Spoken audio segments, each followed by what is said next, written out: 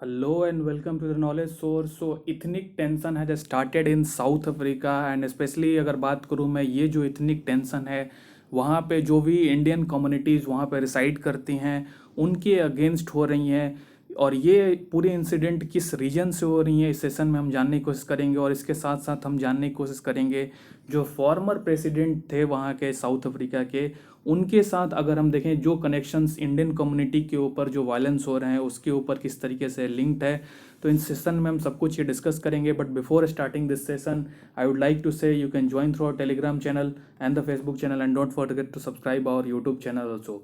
सो अगर मैं बात करूं, यहाँ पे सेंट्रल गवर्नमेंट ने रेज किया है concerns regarding the attacks which is happening in South Africa against the Indian community. और ये जो वायलेंस हो रहे हैं अगर हम देखें लास्ट 1 वीक से हो रहे हैं, और जो भी इंडियन कम्युनिटी वहाँ पे रिसाइड कर रहे हैं पर्टिकुलरली उनको टारगेट किया जा रहा है। और इसमें अगर बात करूं मैं, साउथ अफ्रीका प्रेसिडेंट जो हैं उन्होंने जो भी अपने लीडर्स हैं वहाँ पे सेंड किए हैं to check this violence and this community targeting which is happening in South Africa. और इसके मद्देनज़र ही अराउंड 25,000 ट्रूप्स जो हैं वहाँ पे डिप्लॉयड किए हैं जो अफेक्टेड एरियाज़ हैं और जहाँ पे जो वायलेंस हो रहे हैं, और स्पेशली अगर इंडियन कम्युनिटी जो है उनको टारगेट किया जा रहा है। सो इसमें अगर हम बात करें, यहाँ पे जो आपको सबसे पहले दिखा दे रहा हूँ साउथ अफ्रीका के कौन से ऐसे रीजन में ये वायलेंस हो रहा है। ये जो क्वाजुलू है और नताल, ये जो 2 एरियाज़ हैं यहाँ पे अलॉन्ग विद द जोहानसबर्ग, तो यहाँ पे जो 2 इंडियन कम्युनिटी जो रिसाइड करती हैं उनके ऊपर ये वायलेंस हो रहा है। और अगर आपको थोड़ी वायलेंस के बारे में बताने से पहले मैं आपको बता देता हूँ कि ये साउथ अफ्रीका की मैप है जिसमें कि एक पर्टिकुलर कंट्री आपको याद रखना है, लिसोथो। लिसोथो एक ऐसी कंट्री है जो कि पूरे साउथ अफ्रीका के कंट्री के अंडर कंट्री है, ये आपको याद रखना है। सो अगर हम बात करें यहाँ पे टेंशन जो 2 कम्युनिटीज़ के बीच में अराइज हो चुके हैं, ये लास्ट वेडनेसडे अराइज हुआ था। और इसके पीछे मेजर रीजन है जो फॉर्मर प्रेसिडेंट वहाँ के हैं जोकब जुमा की जो अरेस्ट हुई है उसके बाद ये वायलेंस क्रिएट हुआ है। इसमें अगर बात करूं, यहाँ पे farmer south African president Jacob जुमा जो हैं वो जो कि 79 ईयर्स के हैं, उनको अभी स्पेशली अगर हम देखें अराउंड 15 मंथ्स के लिए इम्प्रिजमेंट जेल में इनको भेजा गया है। और स्पेशली अगर देखें हम, जो ये जुमा जो है इनको गिल्टी फाउंड किया गया था for defying the court orders, यानी कि कोर्ट ऑर्डर जो भी दिया गया था उनको यहाँ पे जो भी एलिगेशंस इनके अगेंस्ट लगाए गए थे जिसके बाद कोर्ट ने इनको बुलाया था। कई बार इनके ऊपर कोर्ट के द्वारा बुलाए जाने के बाद भी जब अल्टीमेटली ये यहाँ पे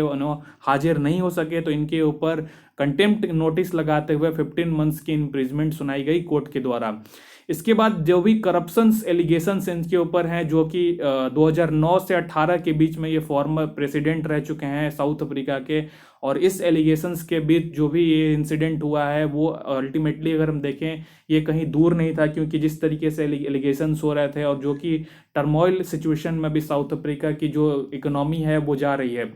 सो अगर हम बात करें, इंडियन पीपुल जो है वो टारगेटेड हो रहे हैं बेसिकली, जो कि क्वाजुलू नताल एरिया में है और फिर जोहानसबर्ग, ये 3 ऐसे एरियाज हैं जहां पे इंडियन कम्युनिटी को टारगेट किया जा रहा है। और ऐसा माना जा रहा है कि अराउंड 1.3 मिलियन जो है साउथ अफ्रीका में इंडियन पीपुल रिसाइड देयर। और अगर बात करें यहाँ पे साउथ अफ्रीकन कंटिजेंसी के द्वारा ये स्टेटमेंट आया है कि जो भी अभी वायलेंस हो रहे हैं, although they are criminal in nature but they are not politically और या फिर रेशियली मोटिवेटेड, यानी कि साउथ अफ्रीका के द्वारा ये बोला जाता है कि किसी पर्टिकुलर कम्युनिटी को ये टारगेट नहीं किया जा रहा है, क्योंकि ये वायलेंस एरप्ट हुआ था रिगार्डिंग द जैकब जुमा इम्प्रिजमेंट और इसके चलते एक पर्टिकुलर कम्युनिटी को यहाँ पे टारगेट नहीं किया जा रहा है। बल्कि साउथ अफ्रीका ये बोलना चाह रहा है कि due to the eruption of violence they are just looting the things और nothing which is happening which is called the targeting the certain community. तो इस तरीके से साउथ अफ्रीका की जो कंटिजेंसी है वो डिफेंड करने की कोशिश कर रही है। इसमें अगर हम बात करें वायलेंस जो है किस तरीके से, आपने एक नाम सुना होगा the Gupta brothers which is very famous in South Africa,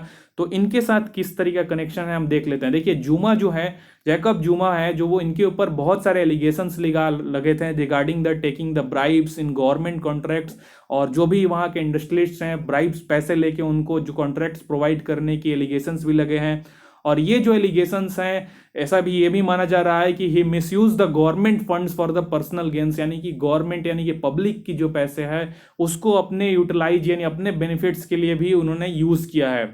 और साउथ अफ्रीका जो है यहाँ पे अगर आपको देखना होगा कि जिस तरीके से थर्ड वेव जो इकोनॉमी जो कोविड की जिस तरीके से पूरे अगर देखें हम साउथ अफ्रीका की इकोनॉमी को जिस तरीके से चरमरा दिया है, और इसमें अगर ये देखने को मिल रहा है कि जिस तरीके से हंगर रेट या फिर जो वायलेंस है, लोगों के पास खाने के पैसे नहीं है, इन सब चीज़ों को अगर क्लब कर दिया जाए तो ये वायलेंस बहुत ही नियर बाई इंसिडेंट है, और ये बहुत ही अगर हम देखें ये ड्यू डेट पे था। अगर हम देखें गुप्ता ब्रदर्स, ये बेसिकली 1993 में ये इंडिया के दो ब्रदर्स थे जो कि साउथ अफ्रीका में 1993 में ये माइग्रेट होकर चले गए थे when the Indian economy was going through the liberation process. और इसमें अगर देखें यहाँ पे उनकी जो इम्पैक्ट इस तरीके से आप देख सकते हैं कि ये डिफरेंट अगर मैन्युफैक्चरिंग सेक्टर्स में इनकी दबदबा है, चाहे वो शू हो, इलेक्ट्रॉनिक्स हो, कोल माइनिंग हो, ऑटोमोबाइल्स हो, यानी कि डिफरेंट सेक्टर्स में ये दो ब्रदर्स हैं, इनकी इंडस्ट्री वर्क करती है। और इस तरीके से जो जैकब जुमा के साथ इनकी कनेक्शन बहुत ही ज़्यादा है, क्योंकि जो लास्ट अगर देखें जो प्रेसिडेंशियल नॉमिनी थे उनको हटाने में ये जो दो ब्रदर्स थे उन्होंने बहुत ही ज़्यादा, ऐसा माना जाता है कि जैकब जुमा की हेल्प की थी in terms of giving the financial aid to the Jacob Zuma. तो इस तरीके के एलिगेशंस भी लगाए जा रहे हैं, और ये जो वायलेंस पर्टिकुलरली देखा जा रहा है कि जो इंडियन कम्युनिटी जो है वहाँ के डिफरेंट ब्लैक पीपल्स जो हैं वो यहाँ के इंडियन कम्युनिटी से खुश नहीं है, because they are fearing that these people have somehow help the Jacob Zuma in taking the bribes and scandalising the things by taking the bribes. तो इस तरीके के एलिगेशंस लग रहे हैं।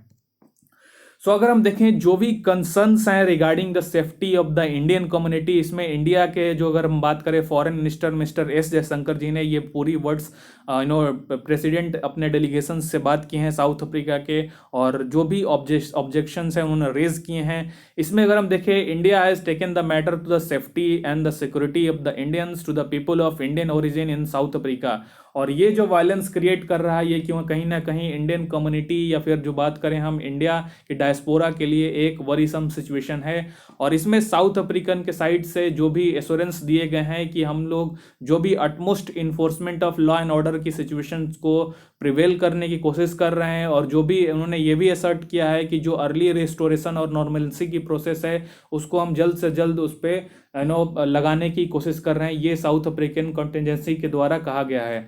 सो ये अभी एक वरीसम सिचुएशन है जहाँ पे हमें वायलेंस इरप्ट होते हुए देखा जा रहा है, और स्पेशली अगर एक पर्टिकुलर कम्युनिटी जो के बारे में ये इस तरीके से वायलेंस हो रही है तो ये कहीं ना कहीं इंडिया के लिए एक वरीसम सिचुएशन है। So I really hope you guys have understood this whole concept and why the violence is occurring in South Africa. So that's it for today. Thank you as always for joining.